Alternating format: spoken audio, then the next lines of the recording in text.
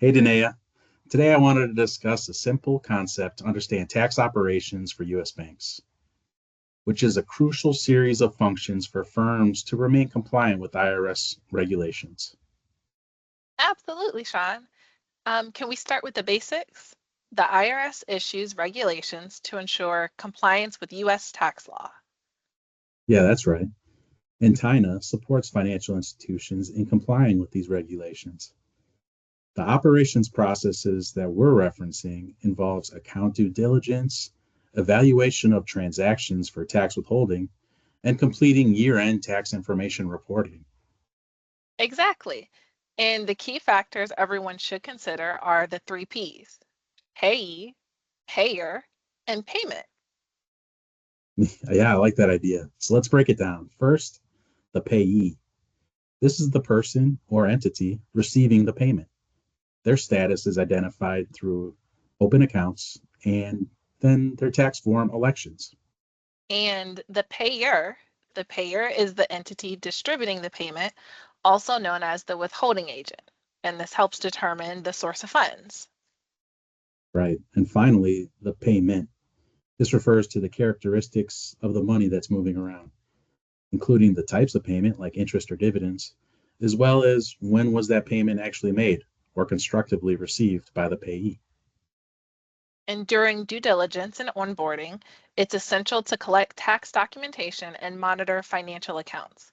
Identifying the payee status is crucial, using forms like W-9s for US persons and W-8 series for foreign persons. And don't forget, maintaining accurate records and monitoring the expiration of forms is vital.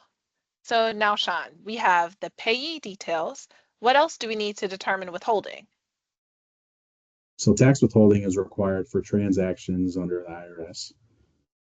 The payer details help determine if it's a reportable U.S. sourced payment or not. Additionally, the payment details are critical to determine withholding for non-U.S. persons. When you combine those attributes of the payer and payment, along with the payee details from the forms, you can then determine the withholding type and amount. Okay, so for example, a US source dividend payment to a non-US person with no treaty claim on their W-8 would be withheld at 30%.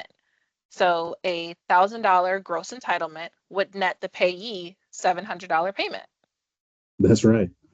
And then backup withholding applies if the payee fails to provide a valid W-9 or certified TIN, and they're apparently a U.S. person under presumption rules.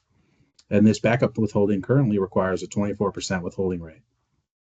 Additionally, NRA or non resident alien withholding applies to any foreign account holders that have a valid W 8 form. And this is typically at a 30% rate unless there's a treaty claim. And finally, there's also FATCA withholding, which is at a 30% flat rate on any US sourced FDAP income paid to any non compliant foreign financial institution or entities which fail to disclose their ownership. So once this withholding is identified, the funds are then set aside by the US bank or financial institution and then deposited with the IRS based on their frequency schedule using the Electronic Federal Tax Payment System or the EFTPS. Okay, and finally, tax reporting is completed for annual transaction activity. So forms like the 1099 and 1042S are used based on the payee and payment details. Yep, and that's a wrap for that tax year. So hopefully simplifying the steps to better understand the three P's of tax operations will make it easier for everyone to find compliance and efficiency in their tax operations.